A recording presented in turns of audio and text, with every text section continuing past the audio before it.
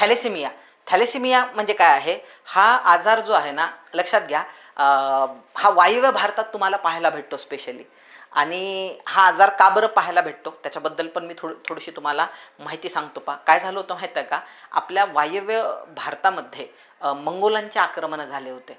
म्हणजे ते दिल्लीच्या पुढं कधी मंगोल येऊ शकले नाही. अल्लाउद्दीन खिल्जीनी मंगोलांना चांगलाच धडा शिकवला. 2000 मंगोलांना त्या दिल्लीमध्ये लाईनीत बसून त्यांचे मुंडके छाटले होते. म्हणजे सो तो अल्लाउद्दीन खिल्जी आहे, त्यांनी भारताची तटबंदी एकदम मजबूत केली आणि ह्या मंगोलांचे आक्रमण परतून लावले. पण तरीही मंगोल वायव्य भारतापर्यंत पोहोचले होते. ह्या मंगोलांचा पहिला जो सर्वात महत्त्वाचा राजा आहे, ज्याने जबरदस्त जगामध्ये म्हणजे जगाच्या सर्वात मोठ्या भूभागावर राज्य करणाऱ्यांमध्ये पहिलं नाव जर कोणाचं येत असेल तर ते येते चंगेज खानचं. आणि असं म्हणतात की चंगेज खानची जी तलवार आहे ती आडवी चालायची, रस्त्यात कोण येईल त्याला कापून टाकायचा तो. आणि त्याची एक पॉलिसी होती, जिथं जो जायचा तिथल्या स्त्रियांसोबत तो म्हणजे तिथल्या ज्या बेस्ट स्त्रिया आहेत त्यांना तो निवडायचा, बरोबर, आणि त्यांच्यासोबत तो सेक्स करायचा. म्हणजे बरं एखादा गुप्त रोग झाला नाही कार्यकर्त्याला, सो तुम्ही विचार करणार नाही. म्हणजे सो हा जो आहे चंगेज खान, तुम्हाला म्हणजे ऐकून आश्चर्य होईल, त्यांनी जवळपास 2 लाख लेकरं जन्माला घातले. याच्या लक्षामध्ये विविध स्त्रियांच्या माध्यमातून. म्हणजे मी जर तुम्हाला बोलतोय हे अतिशयोक्ती वाटत असेल तर तुम्ही नेटवर सर्च करू शकता. हिस्ट्री ऑप्शनल विषय आहे माझा, त्यामुळे चंगेज खानचा चांगलाच अभ्यास त्या ठिकाणी आहे. मलाही सुरुवातीला हे शॉकिंग वाटलं, पण तो जिथं जायचा तिथल्या बायांसोबत सेक्स करायचा आणि स्वतःची एक नवी पिढी जन्माला घालायचा म्हणजे तो.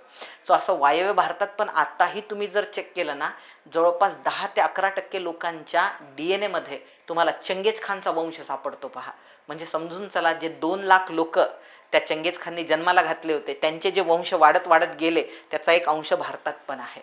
सो असं घडल्यामुळं म्हणजे नेटिव्ह लोकांनी, म्हणजे याचा बेनिफिट जास्त असतो बरं का, की नेटिव्ह स्त्रियांनी जर बाहेरून आलेले जे आपण म्हणतो अँटी रिजनल नाही, म्हणजे दुसऱ्या रिजनमधून आलेले, आपल्याला काय म्हणता येईल, रेस जे आहे, इंटर रेस, आपण जसं इंटर कास्ट म्हणतो, इंटर रिलिजियस म्हणतो, तसं इंटर रेस मॅरेजेस केले ना ते येणारा आपत्ती उलट बळकट जन्माला येते. पण कधी कधी त्याच्यामध्ये काही आजारांचा पण शिरकाव होतो. तर त्यापैकी एक थॅलेसेमिया आहे. तसं जे आहे इंटर रेस, म्हणजे आता त्यांची मंगोलाईट रेस आहे, आपली इंडिओ ऑस्ट्रेलाइड आहे, ह्या रेस आहे, वंश आहेत बरं काय. जसं नेग्रिटो एक वंश आहे ज्यामध्ये काळे लोक येतात, रेड इंडियन्स एक आहे, जे रशियन असतात त्यांना कॉकॅशिड्स म्हणतात, ते फारच गोरे असतात म्हणजे, सो त्यांना कॉकॅशियन्स म्हटल्या जाते. हे रेस आहेत जगातले, वेगवेगळे वंश आहे. 2 वंशातला विवाह सर्वात बेस्ट मानला जातो, कारण येणारा आपत्ती भयानक बळकट जन्माला येते. पण काही वेळेस असे काही आजार पण इन्फिल्ट्रेट होतात, सर त्यापैकी थॅलेसेमिया आहे. सो थॅलेसेमिया आजारामध्ये सो जेवढ्या म्हणजे आपण म्हणतो ना आपलं हृदय जे आहे, सो 0.2 हॉर्स पॉवरचं आपलं हृदय असते आणि तेवढ्या मजबूतीने ते रक्त पंप करत असते. पण ह्या आजारामध्ये जेवढा इफिशियंटली रक्त पंप व्हायला पाहिजे तेवढंही होत नाही. त्यामुळं हृदयावर ताण येतो आणि हृदय सुजून बसते आणि वयाच्या एका मोमेंटला 35, 40, 45, 50व्या वर्षी त्या माणसाला हार्ट अटॅक येतो आणि मृत्यू होतो. अशा आजाराला काय म्हटलं जाते? थॅलेसेमिया असं म्हटलं जाते. हा जेनेटिकल डिसऑर्डर आहे बरं का, वंश परंपरेने चालत आलेला हा आजार आहे. हा सहसा वायव्य भारतात राहणाऱ्या सिंधी, मारवाडी, गुजराती, पंजाबी लोकांमध्ये असल्याचं पाहायला भेटते. दुसरं, आता एक्सेप्शनली यवतमाळ जिल्ह्यामध्ये जी कोलाम नावाची आदिवासी जमात आहे, यवतमाळ जिल्ह्यामध्ये जी कोलाम नावाची आदिवासी जमात आहे त्यांच्यामध्ये पण हा आजार काय झालेला आहे? इन्फिल्ट्रेट झालेला आहे. कोणत्या? थॅलेसेमिया नावाचा. त्यामुळं या जमातीतले अनेक युवक जे आहे ते मृत्युमुखी पडत आहेत. आता तुम्ही म्हणाल सर यवतमाळ जिल्ह्यात येण्याचं याचं कारण काय आहे? त्याचं कारण तेच आहे, तिथली जी कोलाम आदिवासी जमात आहे, आदिवासी म्हणजे इथले नेटिव्ह लोक. आणि लक्षात घ्या, आपण बाहेरून आलेलो आहे बरं का, आदिवासी इथले आहेत म्हणजे नेटिव्ह लोक आहे, आपण बाहेरून आलेले लोक आहोत याचं लक्षात. सो आता आदिवासी समुदायातले लोक पण इंटरकास्ट मॅरेजेस करायला लागलेले आहेत. सो त्याच्यामुळे नक्कीच येणारी पिढी ही मजबूत जन्माला येईल, पण त्याचे काही ड्रॉबॅक्स पण आहे. सो त्यांच्यामध्ये थॅलेसेमिया हा आजाराचा काय झालेला आहे? शिरकाव. त्यातून अनेक त्या कम्युनिटीमधले जे पुरुष आणि स्त्री आहे त्यांचा मृत्यू होणं ही अतिशय चिंतेची बाब आहे म्हणजे सध्याच्या पोझिशनमध्ये. पुढे जाऊया आपण. आता जे जेनेटिक डिसऑर्डर होते त्याच्या आधी आपण एक्स क्रोमोझोमल म्हणजे 23व्या जोडीतील एक्स क्रोमोझोममुळे होणारे आजार पाहिले होते. आता आपण ओव्हरऑल क्रोमोझोमल डिसऑर्डर पाहूया. लक्षात घ्या, आता तर ते कळालेलं आहे तुम्हाला, आपल्या शरीरामध्ये 23 गुणसूत्राच्या जोड्या असतात. आता आपल्याला पहिले डाऊन सिंड्रोम पाहायचं आहे. डाऊन्स नावाच्या शास्त्रज्ञांनी याचा शोध लावला म्हणून याला डाऊन सिंड्रोम म्हटल्या जाते. यात काय असते? 23 गुणसूत्राच्या जोड्या आहे, त्यापैकी 21 जी गुणसूत्राची जोडी आहे त्यात 2 गुणसूत्र, जोडीमध्ये किती असायला पाहिजे? 2 असायला पाहिजे, पण 2 असण्याऐवजी यांच्यात 3 असतात. 2 असण्याऐवजी 3 असतात. म्हणजे टोटल गुणसूत्रांची संख्या किती झालेली आहे? 47 झालेली आहे. आणि त्यामुळं ह्यांच्यामध्ये मानसिक विकलांगता त्या ठिकाणी येते. तर आता मधात एक मूवी येऊन गेलाय, जसं तारे जमीन पर होता तसं एक सितारे जमीन पर येऊन गेलेला आमिर खानचा. तो तितकासा चालला नाही मूवी किंवा चर्चेत नव्हता जसा तारे जमीन पर चर्चेत होता.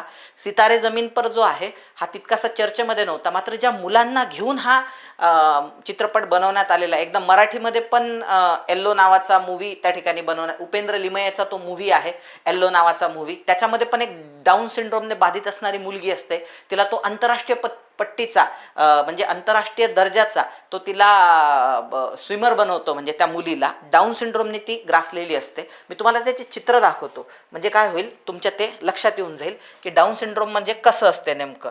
कारण तुमच्यापैकी प्रत्येकाने, म्हणजे असं समजून चला, प्रत्येक गावात एक जण असतोच पहा जो बिचारा ह्या डाऊन सिंड्रोम नावाच्या आजाराने ग्रासलेला असतो.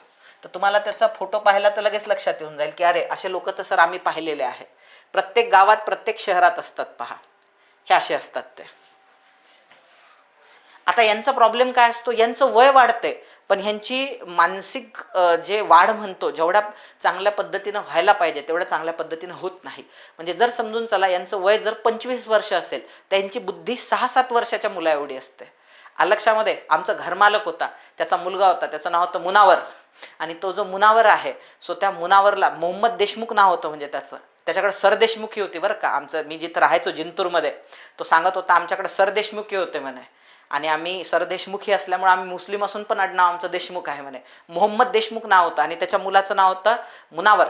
तर हा मुनावर म्हणजे एकदम हंबल होता पा. म्हणजे आता समजा चहापत्ती आणायची राहिली तर आमच्या घरचे त्याला पैसे द्यायचे, हे घे 20 रुपये आणि जाऊन चहापत्ती घेऊन ये.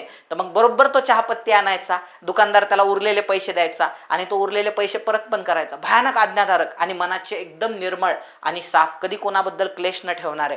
पण दुर्दैवाने लक्षात घ्या या लोकांना सगळ्यांचाच त्रास असतो. म्हणजे मलाही जिथपर्यंत आठवते आमच्या वर्गात लहानपणी एक होता पा, त्याला आम्ही सगळेजण साधू म्हणायचो. त्याची आम्ही चिड पण पाडली होती. साधू मडक्यात पादू म्हणायचो आम्ही, त्याला चिडवायचो बरं का. त्याला पण भरपूर त्रास दिलेला आहे, पण तो डाऊन सिंड्रोमने ग्रासलेला होता. म्हणजे कधी पण, आता माझ्या आईचं हे होतं पा, रिटायरमेंट होतं, तेव्हा मी गेलो तेव्हा त्या गेटमधून जात असताना तिथे एक डाऊन सिंड्रोम आला होता. त्याला 3 पोरं त्रास देत होते आणि भयानक. म्हणजे मी मधात एकदा लग्नाच्या आधी जिम पण लावली होती. म्हणजे आज तुम्हाला हसायला येईल ती गोष्ट बोलल्यानंतर. तर तिथं पण एक मुलगा यायचा पहा, बरोबर. तो खूप श्रीमंत घरचा पोरगा होता बरं का. त्याला पण हे बिल्डर लोक जे असायचे यांचा थोडासा मेंदू गुडघ्यातच राहतो बरं का. सगळ्यांचा नाही म्हणतायत, पण अशा लोकांकडे पाहिल्यावर मला घृणा येते. म्हणजे तर ते बिल्डर काय करायचे, याच्यासोबत मुद्दामून घाण घाण बोलायचे पहा. कारण त्याच्या घरचे त्याचं लग्न लावून देणार होते. तर तो पोरगा असं करायचा. म्हणजे त्याचं मन निर्मळ होतं, पण लोक खराब होते आजूबाजूचे. तर मला असं वाटत होतं की त्याला नाही, आपल्याला डाऊन सिंड्रोम झालेला आहे काय, की तो पोरगा बिचारा चांगला आहे, आपण वाह्यात आहोत. म्हणजे हे अशा पद्धतीनं येतं लक्षामध्ये. हे अशा पद्धतीचे जे मुलं असतात पहा, नाक थोडंसं वर आलेलं, डोळे छोटे झालेले, दात पडलेले ह्या टाईपमध्ये, आणि कपाळ जे आहे ते रुंद असते, आणि मानसिक जितकी वाढ व्हायला पाहिजे त्यांची तितकी होताना तुम्हाला दिसत नाही. मानसिक वाढ खुंटणे, कमी उंची, पसरट मान, विरळ केस, मोठ्या नागपुड्या, हे आहे. आणि हे स्टराईल असतात, म्हणजे पुनरुत्पादन करू शकत नाही. म्हणजे ही पुढची पिढी जन्माला घालण्याची क्षमता यांच्यात नसते. लैंगिक भावच नसतो. अरे 7-8 वर्षाच्या पोरामध्ये थोडी लैंगिक भाव असणार आहे, ऑब्वियस आहे. त्याच्यामुळं यांच्यामध्ये तुम्हाला कुठल्याच पद्धतीनं म्हणजे लैंगिक अवयवांचा जेवढा विकास व्हायला पाहिजे तेवढा न झाल्यामुळं ही नवीन पिढी जन्माला घालू शकत नाही. म्हणजे हे पाहू शकता तुम्ही, ह्या केसेस तुम्ही पाहिलेल्या असतील. याला टर्नर सिंड्रोम म्हणतात. बघा, नॉर्मली आपल्या शरीरामध्ये जे 23वां गुणसूत्र आहे, एक तर XX असायला पाहिजे किंवा XY. यांच्यामध्ये फक्त एकच X असतो.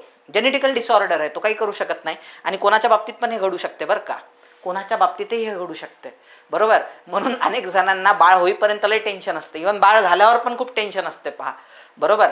कारण असं जर काही झालं ना तर त्या लेकराचं जे आयुष्य आहे, ॲक्च्युली आपली जर सोसायटी मॅच्युअर असेल ना तर अशा लेकरांना उलट कम्फर्ट म्हणावं लागेल आपल्याला. अशा लेकरांना उलट फॅसिलिटेट, म्हणजे पाश्चिमात्य जगतात गेलं आणि असे जर टर्नर सिंड्रोमवाले किंवा कुठलेही syndrome, down syndrome, clean filter syndrome आपण जे शिकणार आहोत, असे जर लेकरं असतील स्पेशली एबल्ड, तर त्यांना हेल्प केल्या जाते. म्हणजे तिथं तर वरदान आहे. तुम्हाला जर असं एखादं, जर तुम्ही दिव्यांग असाल तर तिथले लोक तुम्हाला एवढं पॅम्पर करतात की तुम्हाला असं वाटतं यार चांगल्या माणसापेक्षा मी दिव्यांग जन्माला आलो, माझ्यासाठी चांगली गोष्ट आहे. म्हणजे फिजिकली चॅलेंज जन्माला येणं, कारण तेवढं ते लोक कोऑपरेट करतात आणि तुम्हाला एक विशिष्ट पद्धतीची न जाणवू देणारी सिंपती एम्पती तुमच्या मागं असते त्यांची. भारतात तसं नाही आहे.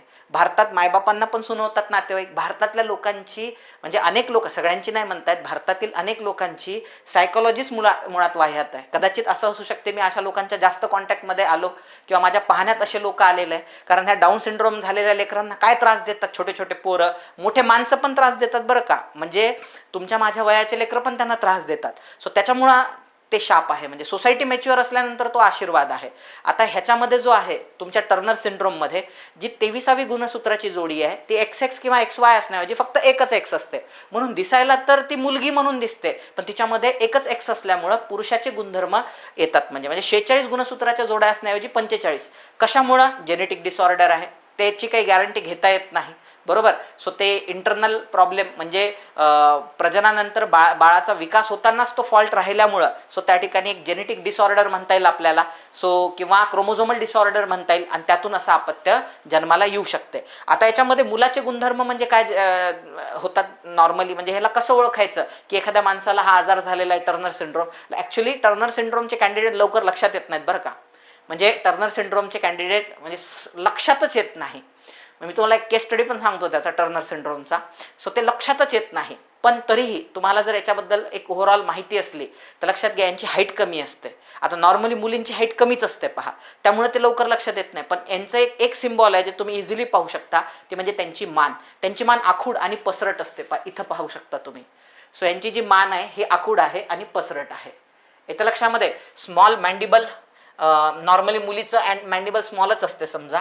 हाय आर्च पेलेटी, त्याच्यानंतर low sets of ear, low hairlines. म्हणजे ह्या गुणधर्मावरून लक्षात येतच नाही, पण मान जर तुम्हाला लक्षात आली, पसरट आहे बाबा आणि अशी मान आहे, तर समजून चालायचं की पुढच्या कॅन्डिडेटला काय आहे त्या ठिकाणी जसं बदकाचे पाय असतात ना तशी मान असते पायांची. सो मग समजून चालायचं टर्नर सिंड्रोम आहे. बाकी मग हे जे बाकी गुणधर्म आहे, फॉर एक्झाम्पल त्यांचे जे निपल्स असतात पहा, ते एकदम म्हणजे नॉर्मली स्त्रीचे निपल इथं आणि इथं असायला पाहिजे, यांचे एकदम टोकावरती असतात, म्हणजे लांब लांब असतात त्यांचे निपल. आणि आतमधलं तर आपण कपड्याच्या जजमेंट पण घेऊ शकत नाही आतमधले गुणधर्म, पण लक्षात घ्या असे जे हे असतात म्हणजे ह्यांच्याकडं लक्षात घ्या यांच्याकडं व्हजायना असते पण त्याचं माउथ ओपन होत नाही, बरोबर. माउथ ओपन होत नाही म्हणजे काय? सो अशांनी जर लग्न केलं, म्हणजे ही जी मुलगी आहे सो हिनं जर लग्न केलं आणि सेक्स करायची वेळ आली तर तिथं माउथच ओपन होत नाही वजानाचं. सो त्यामुळं त्यांचा सेक्स बनू शकत नाही. सेक्स करायला गेलं तुला प्रचंड त्रास होणार, त्याच्यामध्ये भयानक यातना होणार, लक्षामध्ये. सो त्याच्यामुळं आणि दुसरं म्हणजे झाला जरी सेक्स कसा बसा तरी स्टराईल असतात, नवीन अपत्य जन्माला घालू शकत नाही. सो टर्नर सिंड्रोमचे ते काय आहे ओव्हरऑल ड्रॉबॅक्स असतात. एवढंच लक्षात ठेवा. हे मी जास्तीची माहिती सांगितली तुम्हाला, एवढंच लक्षात ठेवा, कारण माझ्या एका मित्राला हा प्रॉब्लेम गेला होता आणि नंतर जेव्हा त्यानं डॉक्टरकडून चेक करून घेतलं बायकोला, बरोबर.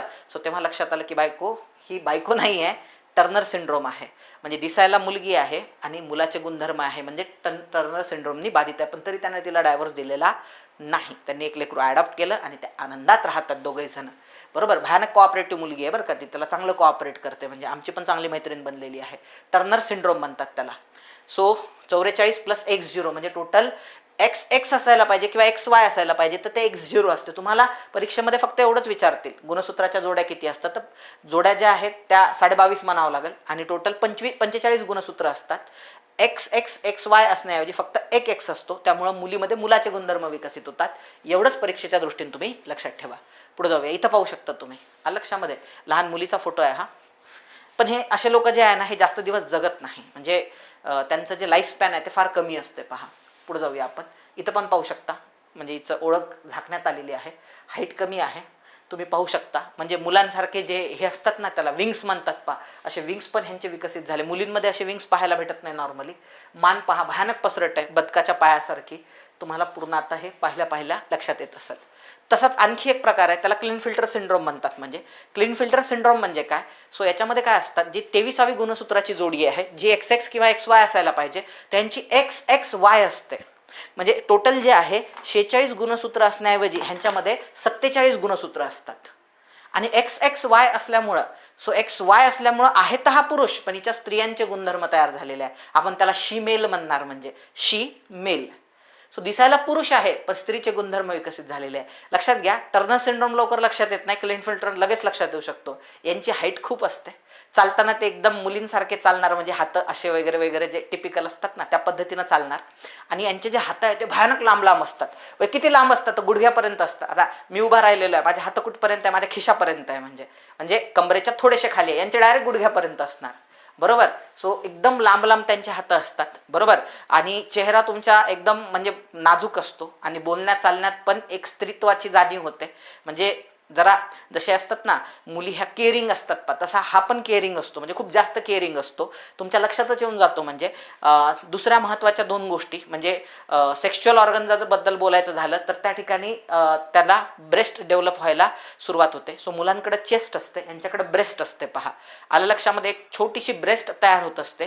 त्याच्यानंतर यांचं जे लिंग असते ते खूप छोटं असते आणि खाली तुमच्या जे स्क्रोटम आहे किंवा आपण त्याला टेस्टीज म्हणू शकतो ते असतात, परंतु ते विकसित नसतात किंवा ते स्पर्मॅटोजेनेसिस करू शकत नाही, स्पर्म जनरेट करू शकत नाही. म्हणून परत एकदा हे काय असतात, पूर्णपणे स्टराईल असतात. तुम्ही पाहू शकता मुलांची जी कंबर असते नॉर्मली, ह्यांचं जे पेल्विस बोन आहे ते मोठं असल्यामुळे ह्याचा आकार मुलींसारखा वाढलेला असतो. दिसायला मुलगा आहे पण मुलींचे भरपूर म्हणजे आहे मुलगा, पण मुलींचे गुणधर्म नाजूकपणा वगैरे वगैरे, म्हणजे चेहऱ्यावरती केस नसतात, दाढी नसते वगैरे वगैरे, अशा भरपूर गोष्टी तुम्हाला पाहायला भेटतील. बरोबर. म्हणजे आता अनेक आपलेही विद्यार्थी आहे ज्यांना दाढी येत नाही, म्हणजे 25-26, म्हणजे याचा अर्थ त्यांच्यात क्लिनफिल्टर सिंड्रोम आहे असं नाही. तुम्हाला याच्यातला एखादा गुणधर्म प्रत्येकात पाहायला भेटेल, सगळे गुणधर्म पाहायला भेटणार नाही तुम्हाला. चला, मी याच्याबद्दल काय करतो तुम्हाला एक्सप्लेन करून सांगतो, लिहून देत नाही, आपला वेळ जाईल म्हणून. लक्षात घ्या, पहिला आजार आहे, फक्त समजून घ्या, स्क्रिझोफेनिया. हा सर्वात डेडली आजार आहे बरं का, फारच डेंजरस आहे. नॉर्मली वयाच्या 25व्या वर्षानंतर होतो. का बरं होत असतो तर असं समजून चला, मेंदूमध्ये काही म्युटेशन झाले तर आजार होऊ शकतो. म्हणजे अनेक लोक काय करत असतात, ड्रग्ज घेत असतात. पहा, ड्रग्जमध्ये कोकेन वगैरे कन्झ्युम करत असतात. का बरं करत असतात, कारण आपल्या मेंदूमध्ये, लक्षात घ्या, आपल्याला आनंदी बनवण्यासाठी एक हार्मोन सिक्रेट केलं जाते, त्याला डोपॅमाइन म्हणतात. पहा, आणि हे हार्मोन सिक्रेट केल्यानंतर ज्या पेशींच्या माध्यमातून डोक्यामध्ये हे सिक्रेट केलं जाते त्या पेशीला ते हार्मोन्स वापस घेऊन, म्हणजे ते हार्मोन्स जे आहे, हार्मोन्स तर नाही म्हणतात डोपामाइनला, सो त्याला न्यूरोट्रान्समीटर असं म्हणतात. आणि त्याचं काम झालं की ते वापस चालले जातात न्यूरोट्रान्समीटर, असं समजून चला. हे एक प्रकारचे सेन्सेशन्स आहेत जे मेंदूला पाठवल्या जातात, त्याला आपण न्यूरोट्रान्समीटर म्हणतो, आणि काम झालं की ते वापस जातात. आता हे केव्हा सिक्रेट होतात, जेव्हा माणसाला हव्याशा असणाऱ्या घटना घडतात. उदाहरणार्थ तुम्हाला पोस्ट मिळाली, लक्षामध्ये, सो डोपामाइन सिक्रेट होतात, तुम्हाला प्रचंड आनंद होणार किंवा सुखप्राप्ती त्या ठिकाणी होणार. त्याच्यानंतर आता फॉर एक्झाम्पल एखादे बाबा आहे किंवा एखादी आई आहे समजा, कुठेतरी नोकरीला गेली, 5-6 तास जॉब केला तिनं, आणि जेव्हा ती घरी येते तिच्या बाळाला पाहते, 1-2 वर्षाच्या 3 वर्षाच्या, तिच्या मेंदूमधून डोपामाइन सिक्रेट, प्रचंड आनंद होतो तिला बाळाला पाहिल्यानंतर. आणि लक्षात घ्या, बाळाने आईला पाहिल्यानंतर पण प्रचंड आनंद होतो. येतं लक्षामध्ये. म्हणजे तुम्ही ते पाहिलं असेल ना, तुम्ही यूट्यूबवरती रील पण दाखवतात. पहा की एखादी मुलगी आहे, बरोबर, सो ती बाबा जेव्हा नोकरीवर जातात तेव्हा ती रडत असते, बाबा जाऊ नका. आणि जेव्हा बाबा वापस येतात घरी, तुम्ही लक्षात ठेवा, पुरुष मंडळीला घरी म्हणजे एक बायकोवर तर प्रेम असते, पण घरी जर तुमच्या मुलगी असेल तर बापाला ओढ लागलेली राहते, घरी कधी जातो बाबा, मुलीसाठी काहीतरी घेऊन गेलो पाहिजे तिला. तो प्रत्येक प्रकारे आनंद त्याला इलेक्ट्रा कॉम्प्लेक्स म्हणतात. पहा, आणि स्त्रियांमध्ये असतो पहा एडिफस कॉम्प्लेक्स, लेकरांमध्ये एडिफस कॉम्प्लेक्स, म्हणजे मुलं जे असतात लहान त्यांच्यामध्ये एडिफस कॉम्प्लेक्स असतो. त्यांचं आईकडे अट्रॅक्शन खूप असते आणि बाबांचं मुलींकडे असते. बाबा घरी आले की मुलगी उड्याच मारायला लागते, आई घरी आलीच. लक्षात, जर समजा आता माझी बायको कुठे गेली 1-2 तासासाठी, मी लेकराला सांभाळतो. आता ते कसं सांभाळायचं, म्हणजे ते एक तारेवरची कसरत असते, एखाद्या वेळेस महिन्यातून बरं का. पण आई जेव्हा वापस येते त्याची त्याला एवढा आनंद होतो. It is all about dopamine. म्हणजे डोपामाइन. आताही माझे आई बाबा जर आले इथं अमरावतीला, ते जिंतूरला राहतात, अमरावतीला आले की मला प्रचंड आनंद होतो, त्यांना मला पाहिल्यानंतर आज आनंद होतो. It is all about dopamine. येत्या लक्षामध्ये. असंही असू शकते बरं का, मी जसं आलो तुमच्या पुढे लेक्चरला तर काही लोकांना आनंद होऊ शकतो. म्हणजे सो हे सगळं डोपामाइनमुळे होत असते, हे लक्षात घ्या तुम्ही. आलं लक्षामध्ये. सो ह्या डोपामाइन, आता जे एकदम श्रीमंत लोक असतात, सो त्यांना काही फरकच पडत नाही, कोण आलं काय गेलं काय, भयानक प्रॅक्टिकल असतात ते. मग अशा सर्कमस्टन्सेसमध्ये त्यांना तो आनंद मिळवण्यासाठी सो ते आर्टिफिशियली ड्रग्सवर ते डिपेंडंट राहतात. त्याच्यामध्ये कोकीन असते, कोकीन घेतलं की डोपामाइन सिक्रेशन सुरू होऊन जाते मेंदूमध्ये. आणि डोपामाइन सिक्रेशन सुरू झालं की आणखी त्या कोकीनचं एक वैशिष्ट्य असते, ते तुम्ही पाहिलं असेल, ते काय करतात, त्यांच्याकडे असं ATM कार्ड सारखं असते, ते टेबलवर ठेवतात आणि त्याचे असे हे बनवतात कप्पे कप्पे कप्पे, आणि मग नाकाने ओढायला सुरुवात करतात. म्हणजे तोंडाने खाल्ल्यापेक्षा नाकाने जर ओढलं तर डायरेक्ट लंग्समध्ये जाते ते पावडर तुमच्या, आणि लंग्समधून डायरेक्ट रक्तामध्ये, रक्तातून डायरेक्ट मेंदूमध्ये, आणि डायरेक्ट डोपामाइन सिक्रेशन, मेंदू पूर्ण डोपामाइननं भरून जातो. आणि दुसरी जबरदस्त गोष्ट त्याच्यामध्ये, हे कोकिन्स जे असतात ना, हे ज्या पेशीतून तो बाहेर येतोय पहा, न्यूरो ट्रान्समीटर म्हणतो आपण त्याला. सो तो जो डोपामाइन बाहेर येतो तो ब्लॉक करून टाकतात पहा, म्हणजे तो वापसच जात नाही. म्हणजे मेंदूमध्ये खूप वेळपर्यंत डोपामाइन तसेच राहतात. लक्षात, त्याचा वापस जाण्याचा मार्ग ते बंद करून टाकतात. त्यामुळे तुम्हाला भयानक आनंद, इफोरिया म्हणतात त्याला इंग्लिशमध्ये, म्हणजे अल्टिमेट आनंद, म्हणजे आनंदाची परिसीमा तुम्ही गाठतात पहा. पण लक्षात घ्या, आपण त्याच्यावरती डिपेंडंट बनून जातो. मग सामान्य जीवनामध्ये जे छोट्या छोट्या गोष्टीतून आपण आनंद घ्यायला पाहिजे, त्या आनंद आपण घेऊच शकत नाही. कारण आनंद घेण्यासाठी आपण काय होते, तुमचं शरीर, तुमचा मेंदू हा त्या कोकेनवरती अवलंबून राहतो. आणि अशा कोकेन कन्झम्पशनमुळे बॉडीमध्ये अनेक डिसऑर्डर तयार होतात. त्यापैकी ही एक आहे. याचा म्हणजे हा शत्रुलय आजार होऊ नये एवढा खराब आजार आहे हा. याच्यामध्ये तुम्हाला हॅल्युसिनेशन्स होत असतात. हॅल्युसिनेशन्स म्हणजे काय, फॉर एक्झाम्पल, मला असं सतत वाटत राहणार की कोणीतरी इथं बाजूला टेबल आहे त्याच्या मागून माझ्याकडे पाहतोय, आणि मला तो स्पष्ट दिसणार. आणि मी जर म्हटलं अरे इथं बघ तो बसलेला आहे माझ्याकडे पाहतोय, बाकी लोक म्हणणार सर कोणीच नाही सागर सर, हे तुम्हालाच कसं काय दिसते. नाही रे, तो काय पाहतोय, तो तुझ्याकडे पण पाहतो आहे. मग एवढं तुम्हाला ते स्पष्ट दिसणार. म्हणजे माझ्या अंगावर काटा येतोय सांगताना. तुम्ही ते ऐकलं असेल, म्हणजे खेड्यापाड्यात मानगुटीवर ते भूत बसणे म्हणजे. सो ते लिटरली त्याला एवढा भास होतो की 70 किलोचा माणूस माझ्या मानगुटीवर बसलाय, आणि लिटरली तो त्याच्या वजनाने वागतो, आणि त्याच्या पाठीत बाक पण यायला लागतो. एवढं त्याला रिअलिस्टिक वाटायला लागतं ते सगळं. आपण म्हणतो कुठे माणूस बसलेला, पण त्याला वाटतो आपल्या मानगुटीवर बसलेला आहे. मग हे जे सगळे भूतिया तुम्हाला पाहायला भेटतात प्रकार, येत्या लक्षामध्ये कधी कधी असे वाटते की आपली सावलीच आपल्याला मारून टाकणार आहे. म्हणजे एक जॉन नॅश नावाचा एक मॅथमॅटिशियन होता पहा. सो तो जगप्रसिद्ध मॅथमॅटिशियन होता. सो त्या जॉन नॅशची स्टोरी अशी होती की त्याला KGBचे लोक दिसायचे. KGB ही एक रशियाची गुप्तचर यंत्रणा आहे, आणि त्याला नेहमी वाटायचं की ते मला मारायला येणार आहे. त्याला हॅल्युसिनेशन्स व्हायला लागायचे. आणि एक दिवस त्याला तसेच हॅल्युसिनेशन झाले. त्याला वाटलं की ते आली टीम मारण्यासाठी, म्हणून तो लेकराला पाण्यामध्ये लपवायला गेला, आणि त्याचं लेकरू जे आहे 5-6 वर्षाचं ते पाण्यात बुडून मेलं. त्याची बायको वगैरे त्याला सोडून गेली होती. तर त्याला हा आजार होता पहा, स्क्रिझोफेनिया नावाचा. आलं लक्षामध्ये. याच्यामध्ये हॅल्युसिनेशन्स होत असतात तुम्हाला. पुढे जाऊया. अल्झायमर डिसीज हा वाढत्या वयानुसार होत असतो पहा. याच्यामध्ये काय होते, आपल्या मेंदूमधल्या ज्या पेशी असतात, सो ज्या मेमरी होल्ड करून ठेवतात, त्या डेड व्हायला लागतात, आणि त्यामुळे तुमची हळूहळू मेमरी वॉश व्हायला लागते. म्हणजे एक मोमेंट असा येतो की तुमची आई तुम्हाला ओळखत नाही. तो उरी नावाचा मूवी आला होता पहा. त्याच्यामध्ये तो जो आहे विकी कौशल, त्याच्या आईला दाखवला आजार. त्याच्यानंतर माझे एक कलिग आहेत, ते ICICI बँकेचे इथले संचालक होते. म्हणजे त्यांच्या बाबांना हा आजार होता. कोणता, अल्झायमर डिसीज. याच्यामध्ये जसं जसं वय वाढेल तसं तुमची मेमरी, एक मोमेंट असा येतो की तुमचे आई बाबा तुम्हाला ओळखू शकत नाही की आपलाच मुलगा आहे म्हणून. छोट्या छोट्या गोष्टी ज्या असतात ते काय होत जातात रे, विसरत जातात. त्याच्यामध्ये पार्किन्सन डिसीजमध्ये काय होतंय, माणूस पूर्ण वाकून जातो. त्याच्या मेंदूमधून डोपामाइन सिक्रेशन बंद होऊन जाते. त्याच्यामुळे त्याचं जीवन पूर्ण नरस होते. आमचे प्रोजेक्ट गाईड होते गुगल सर, त्यांना हा आजार होता पार्किन्सन्स डिसीज. सो त्यांच्या युथ म्हणजे वयात तरुण असताना त्यांच्याकडून एक स्फोट झाला होता. त्यामध्ये 8 पैकी हे एकटे वाचले होते सर, 7 जण मेले होते. आणि त्याचं दुःख त्यांना वेगळं होतं, पण पोलिसांनी ह्यांनाच कल्प्रिट समजलं की तुझाच काहीतरी वाद होता इतरांसोबत, आणि म्हणून तूच ते उडवलं. म्हणून त्यांची चौकशी झाल्यानंतर ते भयानक डिप्रेशनमध्ये गेले. त्यांना हा आजार जडला, पार्किन्सन्स डिसीज. त्यांच्या मेंदूमधून डोपामाइन सिक्रेट, म्हणून आम्ही त्यांना कधीच हसताना पाहिलं नाही. कारण मेंदूतून डोपामाइन सिक्रेटच होत नाहीये, आणि शरीर पूर्ण वाकून जाते आणि थरथर कापायला लागते. म्हणजे म्हणून त्यांना नशेचे हेवी डोस घ्यावे लागायचे, जे डॉक्टरने रेकमेंड केले. त्यांच्या औषधी भेटायच्या नाही, मुंबईवरून आणाव्या लागायच्या. म्हणजे सो ते पार्किन्सन्स डिसीज एकदम वाकून जाणार, आणि बॉडी अशी ट्रेमर म्हणजे थरथर कापणार त्याच्यामध्ये, आणि मेंदूतून डोपामाइन सिक्रेट होणार नाही. त्यामुळे कायम नर्वस राहणार. त्यांना पार्किन्सन्स डिसीज म्हणतात. मेनिंजायटिस हा लक्षात घ्या, हा बॅक्टेरियल डिसीज आहे. याच्यावर क्वेश्चन येऊ शकतो बरं का. सो आपल्या मेंदूमध्ये कवटीच्या खाली 3 लेअर असतात पहा. त्याला मी कोड ठेवलाय डॅप म्हणजे ड्युरा मॅटर, आर्कॅनॉइड मॅटर, पिया मॅटर. ह्या आर्कॅनॉइड मॅटरला याचं इन्फेक्शन होत असते. त्यामुळे प्रचंड हेडेक होत असतो तुम्हाला, प्रचंड डोकेदुखी होत असते. सो त्याला मेनिंजायटिस म्हणतात. बाकी हंटिंग्टन डिसीज एवढंच लक्षात ठेवा, मानवी चेतासंस्थेला होणारा हंटिंग्टन डिसीज आजार आहे. एवढं जरी लक्षात ठेवलं खूप झालं एक्झामच्या दृष्टीनं.